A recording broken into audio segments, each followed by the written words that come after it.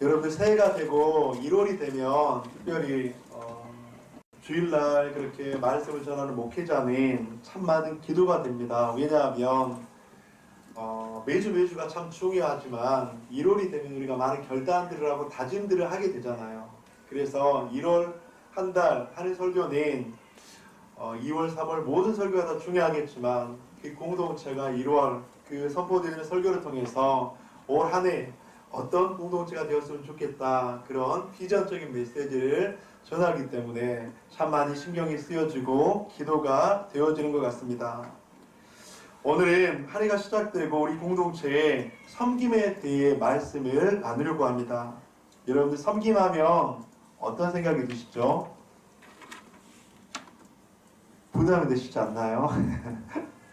섬김하면 부담이 되는 것이 사실이죠. 하지만 여러분들은 오늘 말씀을 잘 들으셔서 부담이 아닌 하나님께서 주신 기쁨으로 하나님께서 주신 소망으로 한 해를 잘 섬기시기를 바랍니다. 혹시 섬기면서 받게 되는 하나님의 그 축복을 잊지 않기를 원하고 섬기면서 잘못된 또 시험에 드는 그런 섬김이 아니라 하나님께서 기뻐하시는 그런 귀한 섬김의 한 해가 되시기를 소망합니다. 제가 좋아하는 격언과도 같은 말이 있습니다. 어떤 말이냐면 바로 이 말이에요. 인생은 속도가 아니라 방향입니다. 여러분들 참 제가 좋아하는 말입니다. 그래서 이 말씀을 가지고 자녀를 양육할 때도 그리고 또 목회할 때도 하나님의 그 진리의 말씀 가운데 이 격언이 참 저에게 많은 도움이 되는 그런 말이기도 합니다.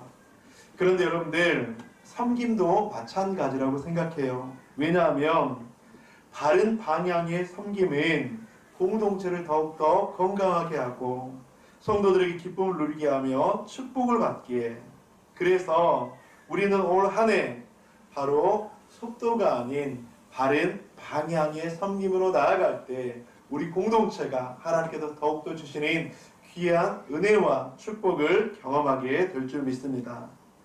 오늘 본문을 보면 열심히 섬겼던 제자들의 부푼 꿈들을 볼 수가 있습니다. 35절 세베대의 아들 야고보와 요한이 주께 나와 여짜오되 선생님이여 무엇이든지 우리가 구하는 바를 우리에게 하여 주기를 원하옵나이다. 제자들은 예수님께 얘기합니다. 예수님, 우리가 구하는 것이 있어요. 그 구하는 것을 예수님께서 꼭 해주셨으면 좋겠습니다. 이렇게 이야기를 하고 있습니다. 쉬운 성경에는 조금 더 쉽게 이렇게 풀어서 이야기하는데 35절 여러분들이 한번 읽어주시기 바랍니다. 시작!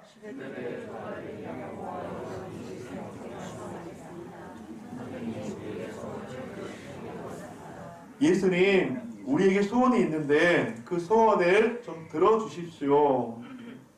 예수님은 제자들에게 36절에서 말하죠. 이르되 너희에게 무엇을 하여 주기를 원하느냐. 여러분 여기까지는 대화가 참 화기애애하죠. 제자들은 잔뜩 기대하고 있었을 것 같아요. 제자들은 금방이라도 자신들의 부탁을 들어주실 것 같은 예수님께 다시 한번 말합니다. 37절 여짜오되 주의 영광 중에서 우리를 하나는 주의 우편에 하나는 좌편에 앉게 하여 주옵소서. 예수님께서 이 땅 가운데 메시아 즉 왕이 되시면 정치적으로 군사적으로 경제적으로 이 땅 가운데 왕이 되시면 우리를 좀 좋은 자리에 앉게 해주세요. 그러면서 나는 우편에 또 저 제자는 좌편에 그렇게 앉게 해주셨으면 좋겠습니다. 아마도 제자들은 예수님을 따랐던 시간들이 아마 주마등처럼 지나갔을 것 같아요. 여러분들 제자들이 예수님을 따라다니면서 얼마나 많이 고생을 했습니까? 얼마나 많이 배고프기도 했겠습니까?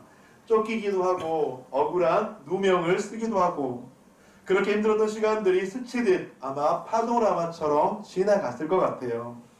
그리고 이제 소관이 비치는 것 같습니다. 기대와 부푼 꿈들이 생겨나기 시작했죠. 그런데 여러분들 38절에서 41절을 보면 갑자기 분위기가 조금은 좀 전환이 되는 것 같습니다. 예수님은 제자들에게 타이르고 있죠. 너희가 잘못 알고 있어. 내가 마시는 고난의 잔을 너희가 마실 수 있겠니? 그러자 내가 받는 세례를 너희가 받을 수 있겠니? 제자들이 이렇게 묻자 제자들은 답합니다. 예, 예수님, 우리는 할 수 있습니다. 그렇게 대답하자 예수님은 너희는 내가 받은 고난의 잔과 세례를 받을 수 있을 것이다. 여기까지는 좋아요. 그런데 40절을 보면, 쉬운 성경으로 보면 이렇게 풀어서 이야기하고 있습니다. 그러나 내 오른쪽이나 왼쪽에 앉는 것은 내가 허락하는 것이 아니다. 이 자리들은 정해놓은 사람에게 돌아갈 것이다. 여러분들, 지금 이 상황인 12명의 제자들 가운데 야고보와 요한이 예수님, 나에게 왼편 오른편의 자리를 주세요. 그걸 10명의 제자들이 듣고 있었거든요. 듣고 있었어요. 그런데 예수님과 막 이야기를 하다가 예수님께서 이제 이렇게 이야기를 하는 거예요. 이 자리들은 이미 정해놓은 사람에게 돌아갈 것이다. 여러분, 10명의 제자들이 이 이야기를 들었을 때 과연 어땠을까요? 41절, 이 말을 듣고 나머지 10명의 제자들이 야고보와 요한에게 화를 내기 시작했습니다. 여러분들, 왜 10명의 제자들이 야고보와 요한에게 화를 냈을까요? 이미 정해졌다고 하니까. 요한과 야고보가 혹시 그 자리를 차지하는 거 아니야? 성도님들, 오늘 본문을 보면 제자들은 예수님과 함께 걷고 있죠. 그런데 다른 방향을 보며 다른 쪽으로 걷고 있는 것 같아요. 함께 가는 것 같지만 다른 방향으로 가고 있는 것 같아요. 10명의 제자들, 야고보와 요한 모두 마찬가지였습니다. 야고보와 요한은 우편과 좌편의 자리를 요청하였고 10명의 제자들은 그 두 자리를 야고보나 요한이 혹시나 차지하지 않을까 지금 분노하고 있다고 하는 것입니다. 그래서 방향이 참으로 중요합니다.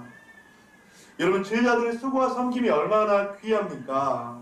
물론 예수님께서는 그들이 없어도 예수님의 공생의 사역을 하는 데는 아무런 지장이 없었을 것입니다. 그럼에도 불구하고 예수님의 12제자들 얼마나 많은 헌신을 했습니까? 얼마나 많은 수고를 했습니까? 그들은 가족들도 뒤로 제쳐놓고요, 자신들의 직업도 뒤로 제쳐놓고 지금 예수님을 열심히 따르고 있거든요. 예수님께 헌신하고 예수님을 위해 자신을 드렸던 제자들의 모습, 하지만 그렇게 예수님을 따라가고 닮아가고 있었는데 예수님과 지금 다른 방향으로 가고 있는 그런 섬김의 모습들이 있다고 하는 겁니다. 그래서 제자들은 서로 다투게 되었고 예수님을 떠나게 되고 배신하기까지 이르게 되지 않았습니까? 이런 모습을 보면서 예수님께서 얼마나 안타까워 하셨을까요? 사랑하는 성도님들, 올 한 해를 시작하면서 우리 공동체는 어떤 섬김이 필요할까요? 오늘 말씀을 우리의 마음속에 깊이 새기기를 바랍니다. 그래서 혹시라도 섬기시는 분들은 오늘 말씀이 올 한 해 섬김의 이정표, 섬김의 귀한 잣대가 되시기를 바랍니다. 그래서 올 한 해를 섬기면서 혹시라도 이런 어려움이 생긴다면 이 말씀을 가지고 다시 한번 주님 앞에 나와왔으면 좋겠습니다. 오늘 성경에서 우리들에게 말씀하시는 섬김의 모습은 무엇일까? 본문을 통해서 한 두 가지를 함께 나누어 보겠습니다. 첫째, 섬김은 하나님께 그리고 드리는 것입니다. 오늘 성경의 마가복음 10장 45절인 마가복음에서 가장 중요한 핵심 구절이라고 이야기해요. 그리고 또한 마가복음에서 가장 중요한 핵심 구절이기도 하지만 이 구절은 섬김의 본질을 이야기하고 섬김 가운데 핵심을 이야기하는 구절이기도 합니다. 45절 우리 다시 한번 함께 읽어볼까요? 시작!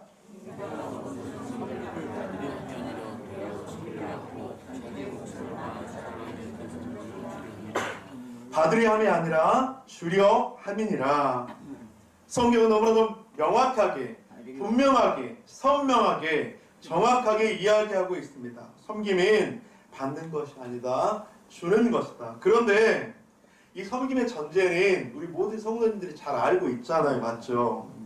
이것을 모르는 사람이 어디 있겠습니까? 섬김은 받는 것이 아니라 주는 것이다. 주는 것이 받는 것보다 복되도다 하는 말씀도 우리는 잘 알고 있죠. 그런데 여러분들, 인간의 피해된 본성 가운데는 아무도 알 수 없는 인간의 그 욕구에는 끊임없이 무엇인가 받고 싶은 욕구가 꿈틀대더라고 하는 것입니다. 성도님들 그렇지 않습니까? 어떤가요? 저만 그렇습니까? 여기 이제 저희 가족들이 3명이 다 있는데 저는 자부하거든요.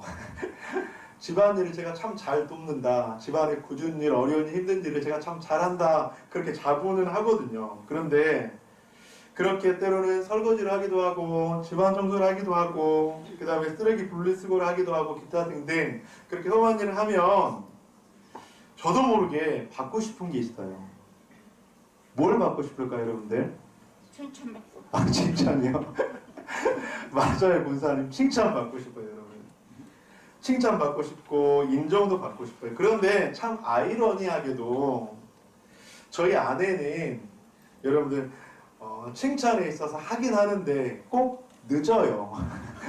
바로바로 칭찬하는 게 아니라 제가 원하는 시점에 칭찬을 하면 참 좋겠지만 제가 원하는 시점에 칭찬을 해주는 게 아니라 좀 늦어요. 그래서 이제 막 하다 보면 나 이거 했는데 하면 이제 그 말이 바로 칭찬받고 싶다는 말이잖아요. 그러면 여보 나한테 뭐 할 말 없어 그러면 꼭 그렇게 이야기해요. 그렇게 하면 칭찬을 해주고 싶다가도 하기가 싫더라. 그러면서 조금만 좀 더 기다리지 꼭 칭찬하려고 하면 그 말을 한대요. 참 재미있는 부부죠. 저는 그래요, 여러분들. 그런데 이처럼 사람들에게는 욕구가 있다고 하는 거예요. 그래서 사회 심리학자이자 심리학 가운데 굉장히 유명한 매슬로우라는 심리학자는 욕구 이론이라는 것을 개발을 해냈습니다. 그래서 매슬로우는 이런 욕구들이 채워지지 않으면 굉장히 힘들다고 하는 거예요. 그래서 파혼하고 섭섭하기도 하고 서운하기도 하고 또 나를 인정해주지 않으니까 우울하기도 한다고 하는 거예요. 그래서 매슬로우는 이 욕구를 직장, 가정, 사회 전반적인 모든 분야에 그렇게 좀 접목을 시켰습니다. 그런데 여러분들 그러면서 이런 욕구들이 채워지면 사람들은 참 관계가 좋아지고 참 사람들은 성장하기도 하고 너무나도 그렇게 더 잘하게 된다. 여러분들 참 이 욕구 이론이 그럴듯해요. 그런데 여러분들 이 욕구 이론이 요즘에 많은 교회에서 성경의 권위보다 앞서려고 해요. 그래서 문제인 거예요. 이 욕구의 이론이 교회 공동체에서 성경의 권위보다 더 앞서려고 해요. 여러분들 매슬로우는 이 욕구 이론을 5가지로 이렇게 정리를 했습니다. 먼저 이 피라미드 형식으로 되어 있는데 이 생리적 욕구는 인간의 생명을 유지하기 위한 가장 기본적인 욕구라고 이야기해요. 두 번째로 안전 욕구는 모든 사람들은 위험으로부터 피해서 안전하고 싶은 그 욕구 있죠. 이게 바로 안전의 욕구라고 해요. 세 번째는 사회적 욕구인데 다른 말로 소속의 욕구라고 이야기해요. 그래서 모든 사람들은 어떤 공동체, 어떤 곳에 소속되어 있을 때 안정감을 느낀다. 소속되고 싶은 그런 욕구를 이야기를 해요. 그 다음에 네 번째 욕구는 바로 존경의 욕구입니다. 그래서 모든 사람들은 자신에 대해서 인정받고 싶어하고 관심의 대상이 되고 싶어 한다고 하는 거예요. 마지막으로 5번째 욕구는 자아실현의 욕구인데 모든 사람들은 자신의 재능과 잠재력을 통해서 보람을 느끼고 성취욕을 느낀다고 하는 거예요. 그런데 여러분들 이 욕구 이론은 너무나도 인본주의적이에요. 너무나도 비성경적이에요. 그래서 심리학을 잘못 가르치면 복음의 본질이 무너진다는 것이 바로 이거예요. 왜냐하면 많은 사람들이 칭찬을 해주면 인정을 해주면서 잘한다. 칭찬은 거리도 춤추게 한다. 물론 이 욕구 이론의 근거에서 인정해 주는 것들이 교회 공동체 가운데 필요하기도 해요. 그런데 이 욕구 이론이 성경의 권위를 넘어가 버리니까 그래서 바로 문제가 된다고 하는 것입니다. 오늘 본문의 10명의 제자들은 존경의 욕구가 채워지지 않아서 지금 화를 내고 있는 거예요. 내가 그렇게 수고했는데 왜 나를 인정하지 않는 거야? 내가 야고보와 요한보다 못하다는 거야? 내가 야고보와 요한보다 잘못한 게 뭐야? 그러면서 지금 화를 내고 있잖아요. 야고보와 요한도 마찬가지예요.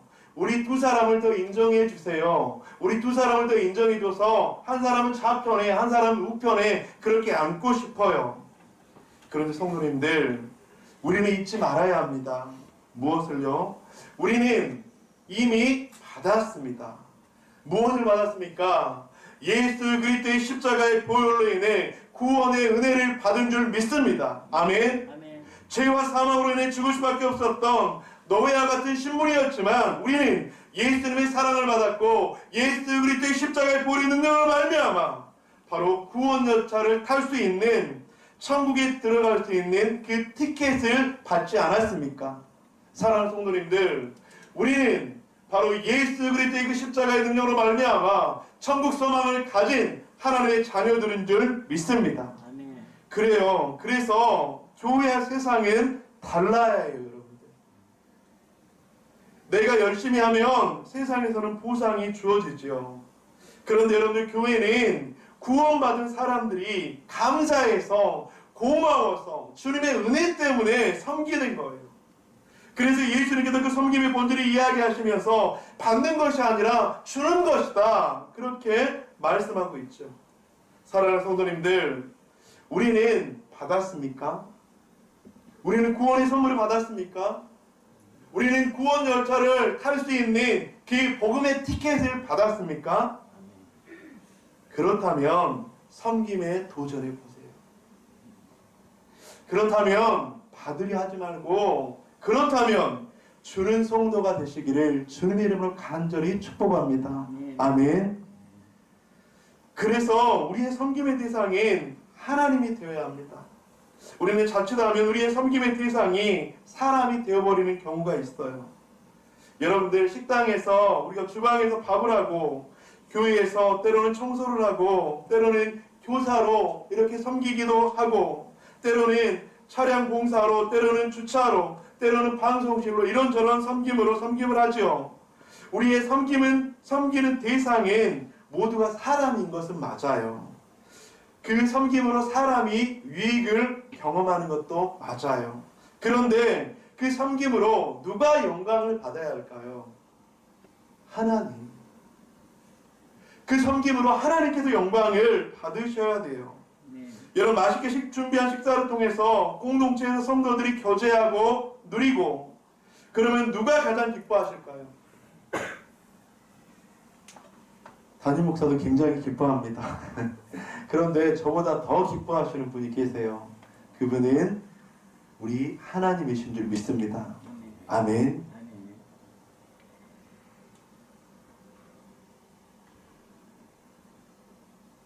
그래서 우리 사랑하는 성도님들, 하나님이 기뻐하시는 그런 섬김의 자리에 나아가는 저와 여러분들 되시길 간절히 축복합니다. 아멘. 성도님들, 그래서 우리는 주방에서 밥할 때 하나님께 드린다는 마음으로 하시기를 간절히 소망합니다. 아멘. 우리 남자 성도님들 너무나도 수고 많으세요. 우리가 교회 청소를 할 때도 하나님께 드린다는 마음으로 그렇게 하시기를 주님의 이름으로 간절히 축복합니다. 우리가 교사로 그 어린 영혼들을 섬길 때도 우리가 그 어린 영혼들을 통해서 하나님께 영광 돌린다는 마음으로 그렇게 섬기기를 주님의 이름으로 간절히 축복합니다. 우리가 주차 봉사를 하고 또 방송으로 봉사를 하고 또 차량으로 봉사를 할 때도 동일하게 우리가 사람이 아닌 하나님께 섬긴다는 마음으로 하시기를 주님의 이름으로 간절히 축복합니다.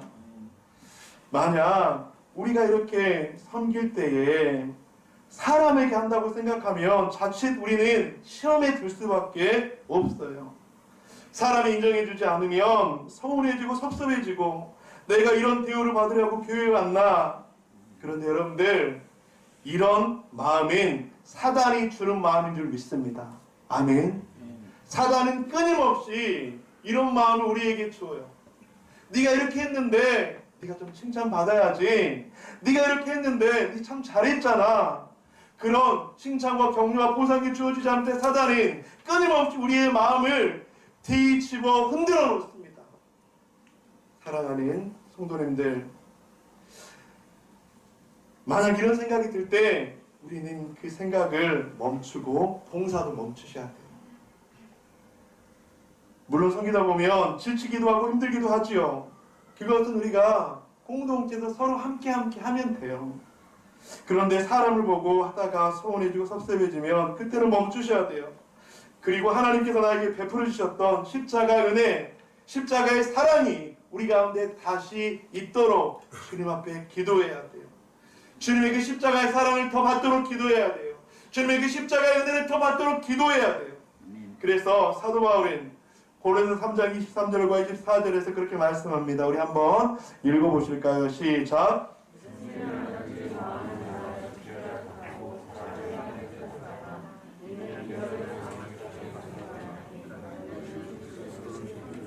아멘.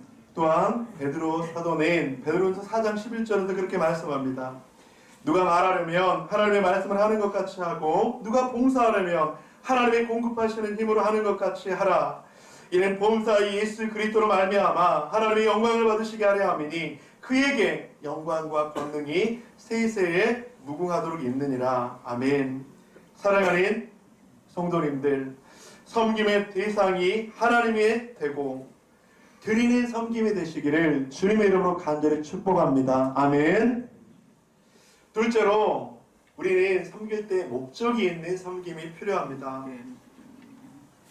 섬김의 바른 방향을 위해서는 섬김의 목적이 분명히 있어야 돼요. 여러분, 예수님의 섬김의 목적은 분명히 있습니다. 그 목적은 대속물이었습니다. 오늘 본문 말씀을 보면 자기 목숨을 많은 사람의 대속물로 주려 함이니라. 내가 왜 섬길까 하는 목적이 있어야 해요. 성도님들, 왜 우리가 교회에서 섬겨야 하죠? 목회자가 시키니까요. 아무것도 하지 않기에는 뭐가 좀 그래서 섬기시나요? 예수님을 분명히 했습니다. 자기 자신을 대속물로 주기 위해서. 사랑하는 성도님들, 나의 섬김은 복음의 통로가 되는 것이에요. 우리끼리 즐거움과 기쁘기 위해서 심리학자인 메슬로가 이야기하는 자아실현의 욕구를 위해서 무엇인가 보람을 느끼고 성취 욕구를 느끼기 위해서 섬기는 게 아니에요.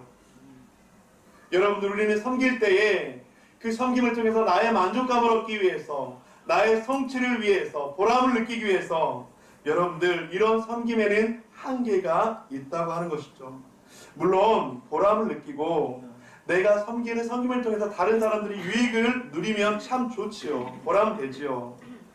그런데 우리가 교회에서 하는 섬김은 이 보람과 성취감이 우선이 아니라 복음의 통로가 되기 위해서, 내가 질그릇과 같지만 너무나도 연약하지만 그런 질그릇을 사용하셔서 하나님께서 영광받게 하기 위해서, 그렇게 바로 섬기는 것이라고 하는 것이죠. 복음의 통로가 되기 위해서 섬기는 거죠. 여러분들, 예배위원이 섬김으로 예배 가운데 더 집중할 수 있고 그 예배 가운데 하나님의 임재가 깊이 임재한다면 얼마나 좋겠습니까? 그것이 바로 복음의 통로가 되는 것이 아닙니까?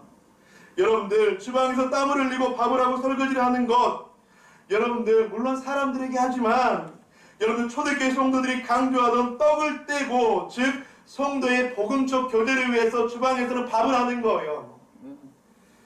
교사들의 헌신과 섬김으로 다음 세대들이 복음을 알게 되고 하나님을 알게 되고, 즉 복음의 통로가 되기 위해서 그러한 섬김을 하는 거예요. 방송실에서 저렇게 방송을 하는 것, 주차 봉사로 차량 봉사를 하는 것, 그런 것들은 복음의 통로가 되어서 하나님을 더 깊이 알아가기 위해서 그런 섬김들을 하는 것이죠. 이것이 바로 섬김의 목적이 되어야 합니다. 물론 근데 처음에는 믿음이 없어서 봉사정신이나 희생정신으로 이런 섬김을 시작하는 것도 나쁜 것은 아니에요, 여러분들. 어떤 사람은 여러분들 섬기면서도 성장하기도 하고요. 어떤 사람은 섬기면서도 은혜를 받기도 해요. 그래서 여러분들 믿음이 아직 없으면 섬기지 않아도 되지요. 이 말은 절반은 맞고 절반은 틀릴 수도 있어요. 섬기면서 믿음이 성장하고 잘하는 사람도 있기 때문이죠.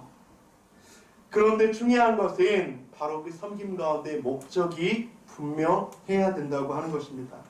그래서 사도 베드로는 베드로서야 4장 8절과 9절에서 이렇게 말씀합니다. 원망이 없이 하되 받은 은사대로 선한 청지기 같이 하라. 원망이 생기려 하면 잠시 멈추시고 기도하셔야 해요. 목적을 다시 생각해 보셔야 돼요. 아, 내가 하는 섬김이 사람에게 하는 것이 아니라 복음의 통로가 되는 것이구나.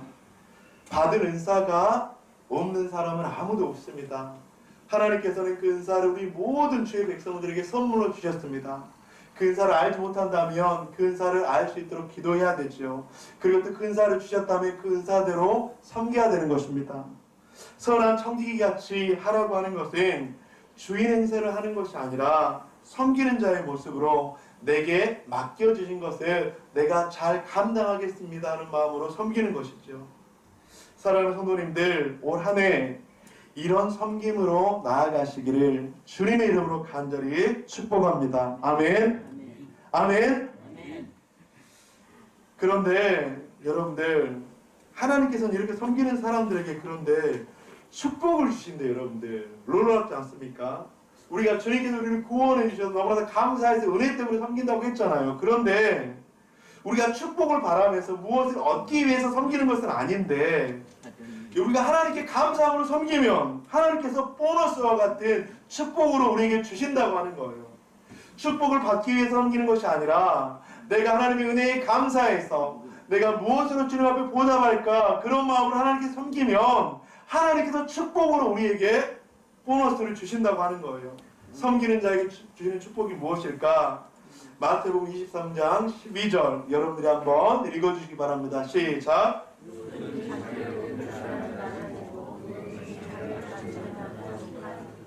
자기를 낮춤으로 섬기는 자에게 높여주는 축복을 주실 줄 믿습니다. 아멘. 두 번째, 마태복음 10장 42절 함께 읽겠습니다. 시작!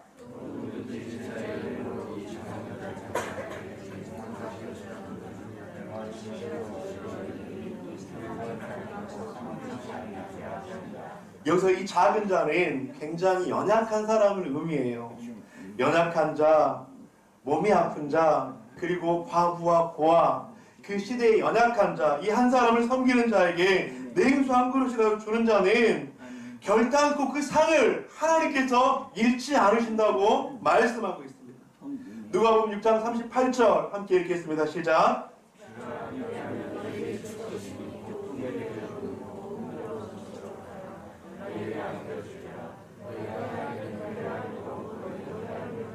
자원함으로 섬길 때, 줄 때 흔들어 넘치게 되는 축복을 주실 줄 믿습니다. 아멘. 우리 계시록 2장 10절 함께 읽겠습니다. 시작!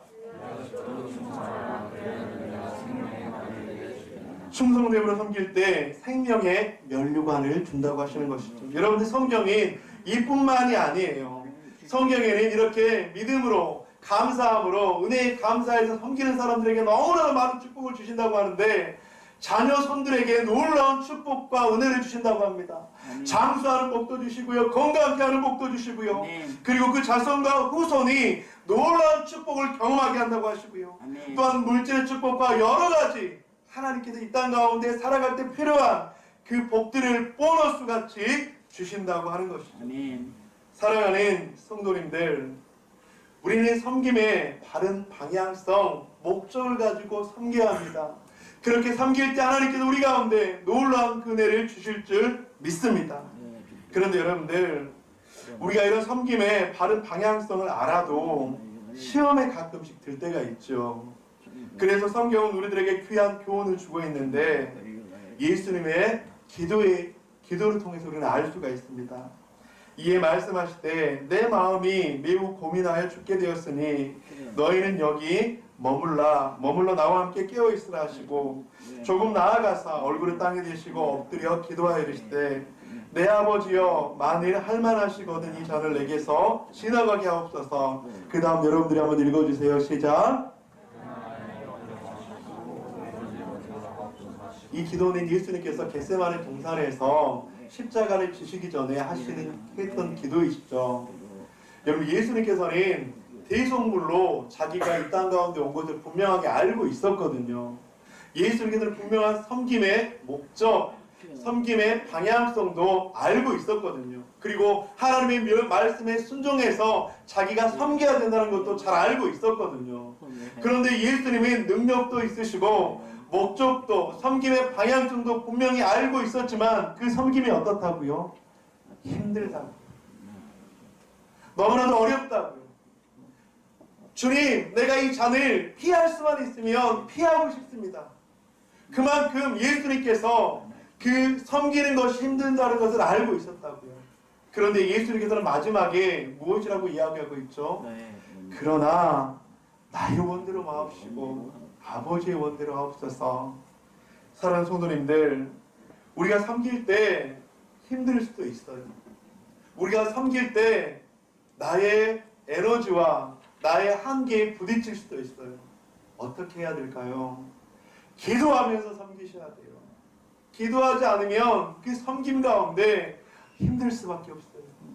기도하지 않으면 그 섬김 가운데 시험에 들 수밖에 없어요. 기도하지 않으면 그 섬김 가운데 사회심리학자인 세상에서 많은 사람들이 이야기하는 존경의 욕구를 받고 싶어서 섬기려고 하고요. 자아 실현을 위해서 섬기려고 하는 그런 욕망들이, 그런 사단의 공격들이 시시각각 우리들에게 다가온다고요. 사랑하는 성도님들, 그래서 우리는 기도하면서 섬기는 것이 필요합니다. 말씀을 마무리하도록 하겠습니다. 첫째, 섬김은 하나님께 그리고 드리는 것입니다. 둘째, 목적 있는 섬김이 필요합니다. 그래서 하나님께서는 그 섬기는 자에게 축복을 주시는데 자기를 낮춤으로 섬기는 자에게는 높여주는 축복, 눈에 띄지 않는 작은 그 섬김에 결단코 상을 꼭 주시며 자원함으로 섬길 때 흔들어 넘치는 축복을 주시고 충성됨으로 섬길 때 생명의 면류관을 주신다고 하는 것이죠. 사랑하는 성도님들, 오늘 이 말씀을 마음속에 꼭 새깁시다. 오늘 이제 섬김 밑에 사람들을 오늘 주거에 실었고요. 그리고 올 한 해 그분들이 우리 공동체를 위해서 어쩌면 참 많이 고생해 주실 것입니다. 그런데 그분들의 그 고생 가운데 그분들을 위해서 함께 기도해 주셔야 되고요. 그리고 또 그분들은 오늘 말씀을 마음 가운데 깊이 새기셔서 올 한 해 섬기면서 더 은혜를 받고 섬기면서 더 기쁨을 누리고 섬기면서 우리 공동체가 주님께 영광 돌리는 그런 축복의 공동체가 되기를 주님의 이름으로 간절히 축원드립니다.